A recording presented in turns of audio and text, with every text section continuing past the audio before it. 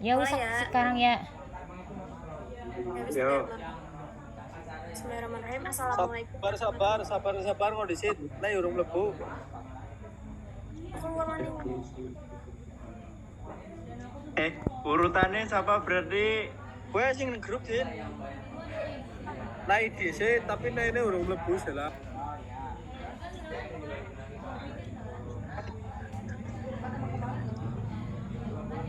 Cemana?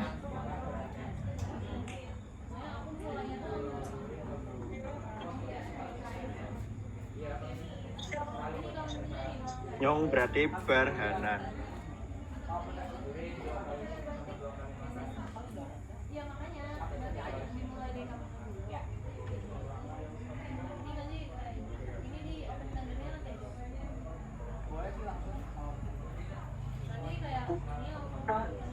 Adphone jira lagi temper KKN.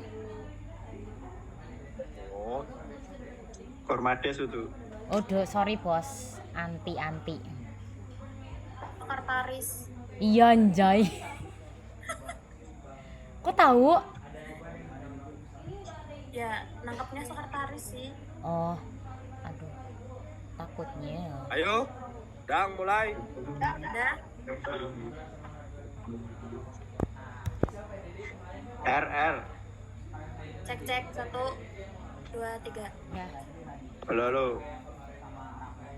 Assalamualaikum warahmatullahi wabarakatuh. Sebelumnya Waalaikumsalam. Waalaikumsalam. kami dari kelompok 2C.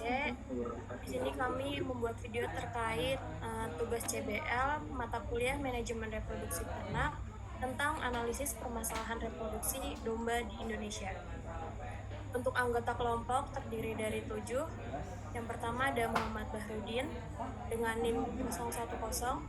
Yang kedua ada Naila Azahra Destalia dengan NIM 101. Yang ketiga ada Erza Nika Putra Hertama dengan NIM 176. Yang keempat saya sendiri Mezila Eka Putri dengan NIM 204. Yang kelima John Fernando Wijaya Sinaga dengan NIM 215. Yang keenam Hanan Zalfa Nabila dengan NIM 200. Dan yang ketujuh Alvin Rahmatullah dengan NIM 261. Selanjutnya langsung ke topik pembahasannya.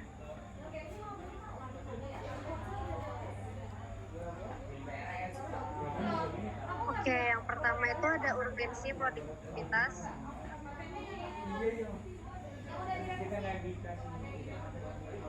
Mentah yaitu meningkatkan kesadaran gizi masyarakat, memicu lonjakan permintaan daging domba nasional. Namun realita di lapangan itu masih didominasi oleh sistem pemeliharaan tradisional.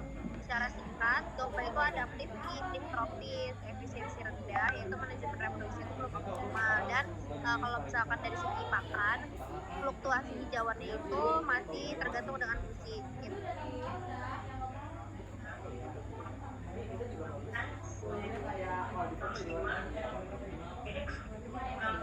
Next.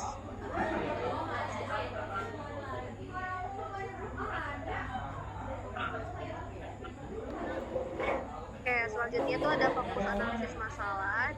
Dari segi identifikasi itu menemukan masalah utama manajemen reproduksi di Indonesia. Analisis fisiologisnya menganalisis penyebab dari sisi teknis, lingkungan, dan manajemen. Solusi teknologinya itu merencanakan integrasi teknologi reproduksi yang tepat dan berguna. Tujuan utama itu untuk mengetahui penerapan manajemen praktisi di masyarakat.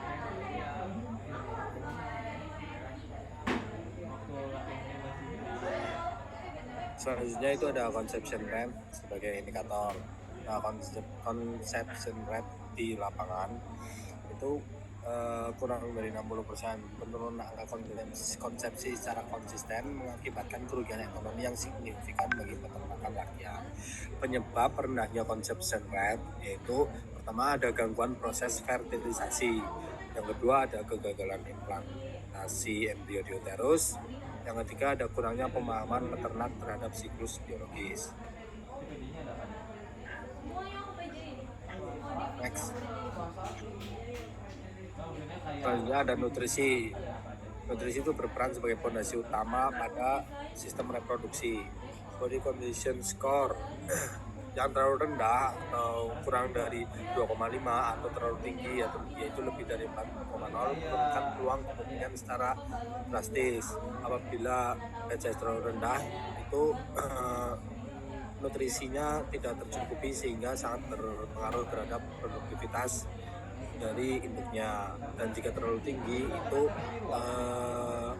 kalau pada ternak betina itu lemak-lemaknya itu akan menutup jalur reproduksi, saluran reproduksi, sehingga akan menghambat produktivitas dari induknya.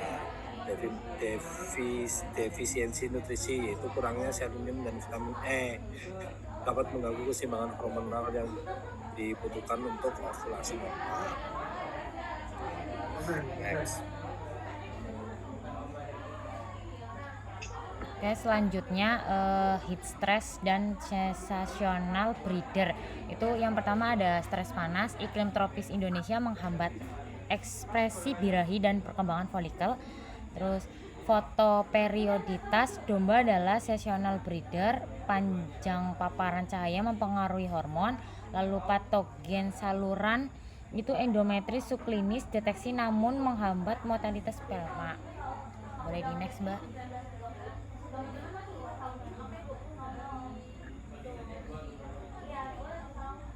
Selanjutnya ada kendala teknis anatomi serviks. Itu ada anatomi kompleks, yaitu serviks domba yang berkelok menyulitkan deposisi semen dibandingkan sapi. Karena kualitas semen pejantan bervarian, rata-rata motilitasnya 70,4%. Deteksi birahi yang tidak tepat, waktu optimal birahi itu 12-18 jam. Selanjutnya kurangnya keterampilan teknis inseminator lokal.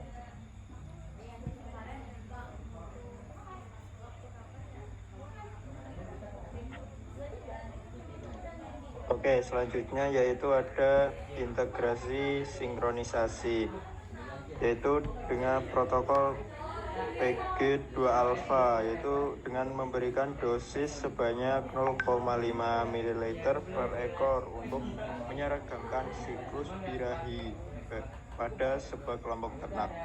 Yang kedua itu ada metode flushing, yaitu perbaikan nutrisi dalam waktu 2-3 minggu sebelum dilakukan perkawinan untuk meningkatkan angka ovulasi sel telur. Next.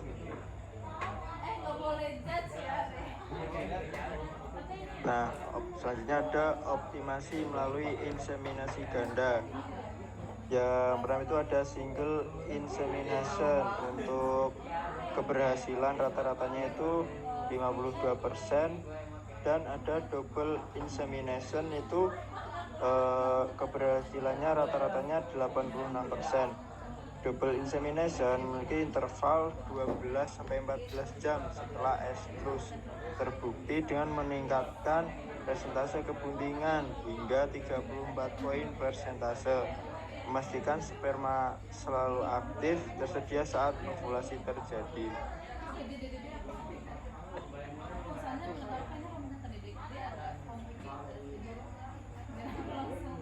Selanjutnya yaitu ada semen pemilih kelamin, yaitu menggunakan alat sex sorted semen, yaitu memungkinkan peternak menentukan jenis kelamin domba, breeding dan fattening. Tantangannya yaitu daya tahan pada spermanya lebih lemah setelah proses pemilihan. Kemudian memerlukan presisi waktu inseminasi yang sangat tinggi. Kemudian yang ketiga yaitu untuk induksi hormon GnRH disarankan untuk mematangkan oosit. Next. Selanjutnya ada transformasi pola pikir peternak, yaitu penerapan recording digital, yaitu dapat mengubah pola pikir ternak sebagai tabungan menjadi ternak sebagai bisnis.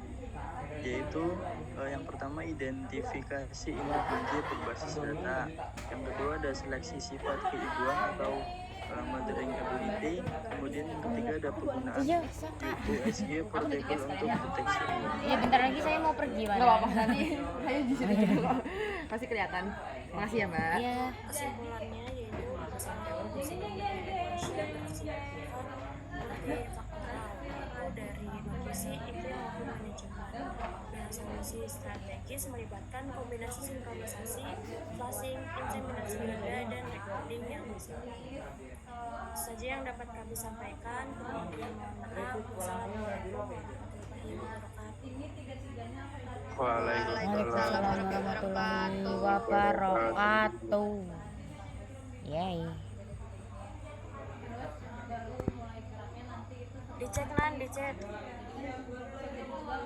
Cat.